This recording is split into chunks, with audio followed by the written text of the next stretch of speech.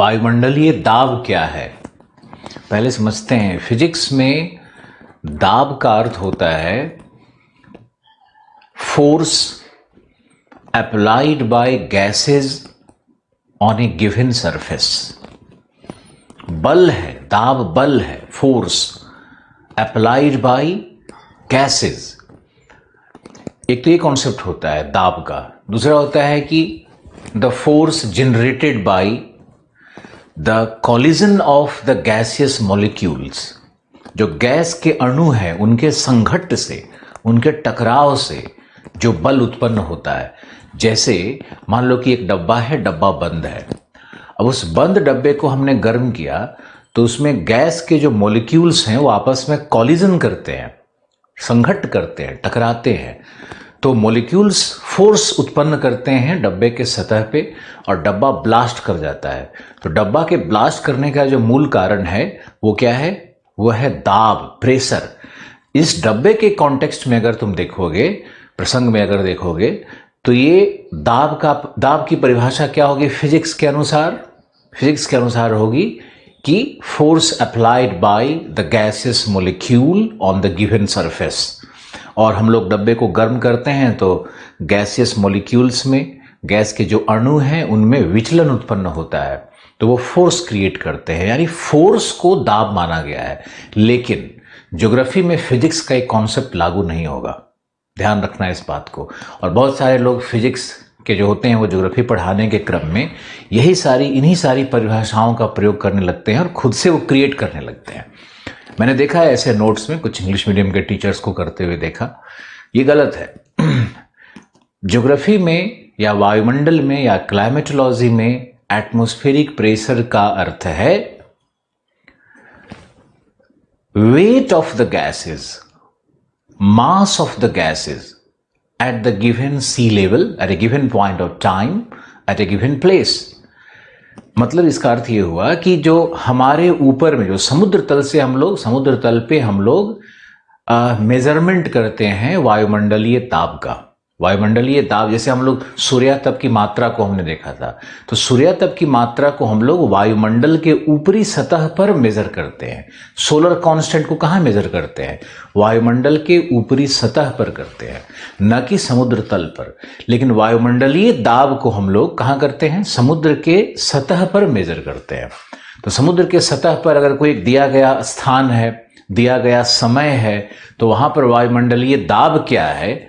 तो उसकी परिभाषा यही होगी कि total weight of the column of the gases at the given sea level. जो प्रकोष्ठ है वायु का, उसका कुल भार कितना है, ये होता है वायुमंडलीय दाब। अब छोटा सा डिस्कशन और करते हैं कि वायुमंडलीय दाब में चार्ल्स लॉ और बॉयल्स लॉ ये लागू नहीं होगा।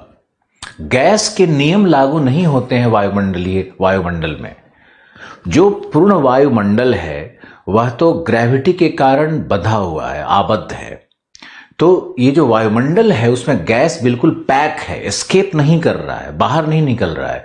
यानी वायुमंडल ग्रेविटी के कारण एक बंद तंत्र बन जाता है, एक क्लोज्ड सिस्टम बन जाता है वायुमंडल एक क्लोज सिस्टम है जिसमें गैस का इनपुट और गैस का आउटपुट नहीं हो रहा है, कोई एक्सचेंज नहीं हो रहा है गैस का अंतरिक्ष से हमारे वायुमंडल का।